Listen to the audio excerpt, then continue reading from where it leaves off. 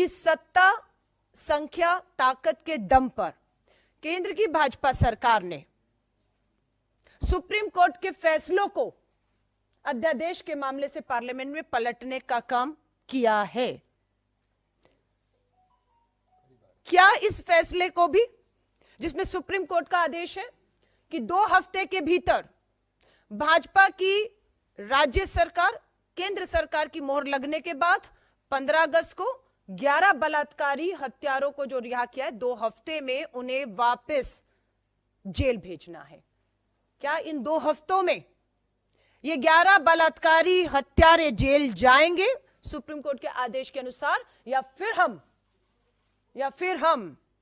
सत्ता और संख्या के दम पर सुप्रीम कोर्ट के इस फैसले को पलटते हुए बलात्कारी और इन 11 हत्यारों को यूं ही आजाद घूमते हुए देखेंगे? क्योंकि ये सरकार ने जब इन्हें रिहा किया, तो याद रखिएगा 15 अगस्त 2022 को जब रिहा किया, तब गुजरात का चुनाव सर पर खड़ा था। 11 को रिहा ही नहीं किया, विश्व हिंदू परिषद और भाजपा के मंचों पर बिठा बिठा कर इनको प्रचार प्रसार में लेकर गए और अपनी सरकार गुजरात में बनाई। आज 2024 के चुनाव है, उससे पहले यह महत्वपूर्ण फैसला आया है। अब क्या 2024 में से पहले ये जेल जाएंगे इसी महीने, जो 2 हफ्ते का समय सुप्रीम कोर्ट ने दिया है, या अध्यादेश लाके सत्ता और संख्या के दम पर इस फैसले को पलटकर 24 में ये फिर 400 पार का भाजपा का नारा, हैट्रिक के नारे को ये बलात्कारी और ये इनके विधायक मोदी जी के लिए, भाजपा के लिए साकार करेंगे? ये देश पूछ रहा है, ये देश पूछ रहा है। क्योंकि गुजरात चुनावों के पहले रिहा हुई, 2024 के चुनाव से पहले यह फैसला आया है, और हम देश के प्रधानमंत्री को कहते हैं, आइए देश के सामने, 10 साल हो गए आपके जुमले, आपके नारे हकीकत से कोसों दूर हैं। आपको बताया अपराधियों के साथ सरकार कहां खड़ी है। हरियाणा में बार बार एक बलात्कार के दोषी उम्र कैद में उन्हें आप बार बार बेल देते हैं।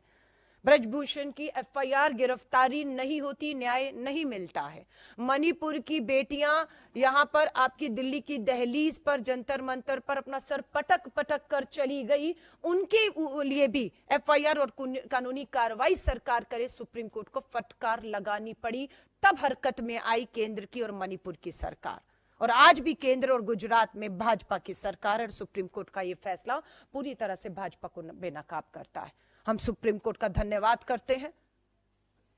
कि उन्होंने ऐसे समय पर, जब करोड़ों बेटियां न्याय के लिए उनके पिता भाई चक्कर काट रहे हैं और सरकार में बैठे लोग बलात्कारियों को पूरी तरह से संरक्षण ही नहीं दे रहे, अपने प्रचार और प्रसार में उनका पूरा इस्तेमाल अपराधियों का कर रहे हैं, ऐसे समय में सुप्रीम कोर्ट का यह फैसला देश की करोड़ों बेटियों में एक उम्मीद, न्याय की उम्मीद को जिंदा रखता है। और भारत जोड़ो न्याय यात्रा का मात्र एक मकसद था, मणिपुर से लेकर गुजरात और देश की अनेकों बेटियां जो न्याय की उम्मीद में बैठी हैं, और हमारा यही है कि यात्रा कब तक, भारत जोड़ो न्याय यात्रा कब तक, भारत जोड़ो न्याय यात्रा न्याय का हक मिल जाने तक। और ये लड़ाई लंबी है, उस लंबी लड़ाई के लिए 4000 किलोमीटर की यात्रा के बाद श्री राहुल गांधी जी अब 6713 किलोमीटर की, पहले दक्षिण से उत्तर और अब पूर्व से पश्चिम की यात्रा पे निकल रहे हैं, ताकि देश की करोड़ों बेटियां जो आज भी अन्याय के बीच में सत्ता के समर्थित इन अपराधियों का मुकाबला कर रही हैं। बिल्किस बानो के ये अपराधी दोषी 1 साल पहले 15 अगस्त 2022 को बाहर आए। आप सोचिए बिल्किस बानो और उन बेटियों पर क्या गुजरी होगी इस 1 साल में, कि आजादी का अमृत महोत्सव अपराधी बलात्कारी हत्यारों के लिए था, और बेटियों के लिए आजादी नहीं, गुलामी का जहर इस 1 साल में इन 11 बलात्कारियों की रिहा में इस 1 साल को उन बेटियों ने पिया है। उम्मीदें टूट रही थी कि नहीं होगा अब कुछ, कोई न्याय नहीं होगा, पर सुप्रीम का धन्यवाद कि उन्होंने हमारी बेटियों की, देश के अनेकों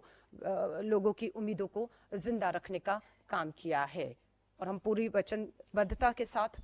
इस लड़ाई को मजबूती के साथ, कानूनी तौर से कहें, हर तरीके से कहें, सामाजिक और राजनीतिक तौर से लड़ने के लिए भारतीय राष्ट्रीय कांग्रेस पूरी तरह मुस्तैदी से तैयार है।